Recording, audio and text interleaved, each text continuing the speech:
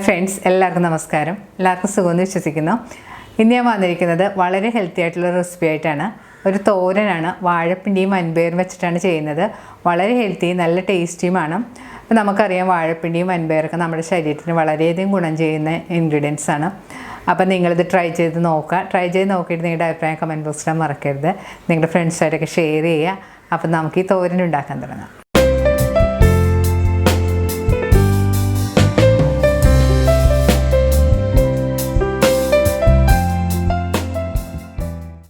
കറിക്ക് ആവശ്യമായ പിണ്ടി ഞാൻ ഇതുപോലെ ചെറുതായിട്ട് മുറിച്ചതിന് ശേഷം വെള്ളത്തിലിട്ട് വെച്ചിട്ടുണ്ട്. നമ്മൾ വെള്ളത്തിലിട്ട് വെച്ചില്ലെങ്കിൽ പിണ്ടി കറുത്ത് അതിൻ്റെ കളറ് മാറിപ്പോകും. പിണ്ടി ക്ലീൻ ചെയ്യുന്നതിൻ്റെയും കട്ട് ചെയ്യുന്നതിൻ്റെയും വീഡിയോ ഞാൻ കുറച്ച് നാൾ മുമ്പ് ഇട്ടിട്ടുണ്ട്. അപ്പോൾ അത് അറിയാത്തവരാണെങ്കിൽ അതൊന്ന് കണ്ട് നോക്കുക. അതിൻ്റെ ലിങ്ക് ഞാൻ ഡിസ്ക്രിപ്ഷനിൽ കൊടുക്കുന്നതാണ്. കറിക്ക് ആവശ്യമായ വൻപയർ ഞാനിവിടെ വേവിച്ച് വെച്ചിട്ടുണ്ട്. ഞാനിവിടെ എടുത്തിരിക്കുന്നത് 1/2 കപ്പ് വൻപയറാണ്. അതൊരു 3-4 മണിക്കൂർ വെള്ളത്തിലിട്ട് കുതിർത്തതിന് ശേഷം പ്രഷർ കുക്കറിൽ പാകത്തിന് വെള്ളവും ഉപ്പും ഒഴിച്ച് വേവിച്ചെടുത്തതാണിത്. പയർ കൂടുതൽ വെന്തുടഞ്ഞു പോകാൻ പാടില്ല. ഈ പാകത്തിന് വേണം വേവിച്ചെടുക്കാനായിട്ട്. ഇത് തോരന് വേണ്ടി ഒന്ന് ചതച്ചെടുക്കാനുള്ള ഇൻഗ്രീഡിയൻസ് ആണ്. 2 പച്ചമുളക്, 3 അല്ലി വെളുത്തുള്ളി, 3/4 കപ്പ് തേങ്ങ ചിരവിയത്, 1/4 ടീസ്പൂൺ ചെറിയ ജീരകം, 1 ടീസ്പൂൺ മുളക് പൊടി, 1/2 ടീസ്പൂൺ മഞ്ഞൾപ്പൊടി. ഇനി മിക്സിയുടെ ചെറിയ ജാറിലേക്ക് നമുക്ക് എടുത്തു വെച്ചിരിക്കുന്ന ഇൻഗ്രീഡിയൻസ് ഇട്ട് കൊടുക്കാം. ഇതിൽ നമ്മൾ പ്രത്യേകിച്ച് വെള്ളമൊന്നും ചേർക്കേണ്ട ആവശ്യമില്ല. മിക്സി മൂടിയതിന് ശേഷം ഇതൊന്ന് കറക്കി എടുത്താൽ മതി. കൂടുതൽ അരഞ്ഞു പോകരുത്. തരിതരിപ്പായിട്ട് വേണം അരച്ചെടുക്കാനായിട്ട്. ഇപ്പോൾ തേങ്ങ ഈ കാണുന്ന പോലെ തരിതരിപ്പായിട്ട് ചതച്ചെടുത്തിട്ടുണ്ട്.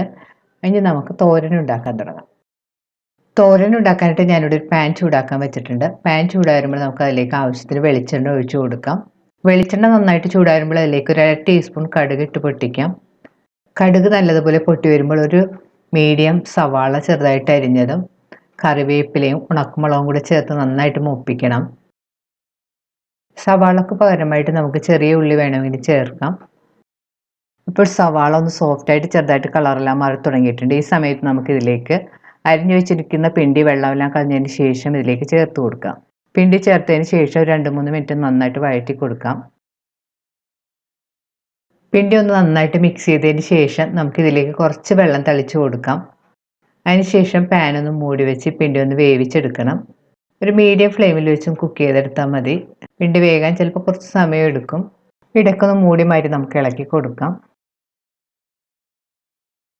ഇപ്പോൾ പിണ്ടി ഏകദേശം കുക്കായി വന്നിട്ടുണ്ട്. ഈ സമയത്ത് നമുക്ക് ഇതിലേക്ക് പാകത്തിനുള്ള ഉപ്പുപൊടി ചേർത്ത് കൊടുക്കാം. ഉപ്പുപൊടി ചേർത്ത് നന്നായിട്ട് മിക്സ് ചെയ്ത് കൊടുക്കാം. ഇനി പിണ്ടിയുടെ നടുവിലേക്ക് നമുക്ക് ചതച്ച് വെച്ചിരിക്കുന്ന തേങ്ങാക്കൂട്ട് ഇട്ട് കൊടുക്കാം. തോരൻ കൂടുതൽ ഡ്രൈ ആയി പോകാതിരിക്കാൻ വേണ്ടി ഞാൻ മിക്സിയിലേക്ക് ഒരു 2-3 ടേബിൾ സ്പൂൺ വെള്ളവും കൂടി ഒഴിച്ചതിന് ശേഷം മിക്സ് ചെയ്ത് ഇതിലേക്ക് ചേർത്ത് കൊടുത്തിട്ടുണ്ട്. ഇനി ഒന്ന് മിക്സ് ചെയ്ത് കൊടുക്കാം. ഇനി പാനൊന്ന് മൂടി വെച്ച് ഒരു 5 മിനിറ്റ് ഒരു മീഡിയം ഫ്ലെയിമിൽ വെച്ച് കുക്ക് ചെയ്യണം. ഇടയ്ക്കൊന്ന് പാനിൻ്റെ മൂടി മാറ്റിയതിന് ശേഷം നമുക്കൊന്ന് നന്നായിട്ട് മിക്സ് ചെയ്ത് കൊടുക്കാം. ഇനി ഇതിലേക്ക് നമുക്ക് വേവിച്ച് വെച്ചിരിക്കുന്ന വൻപയറും കൂടെ ചേർത്ത് കൊടുക്കാം. വൻപയർ ചേർത്തതിന് ശേഷം ഒന്ന് നന്നായിട്ട് മിക്സ് ചെയ്ത് യോജിപ്പിക്കണം.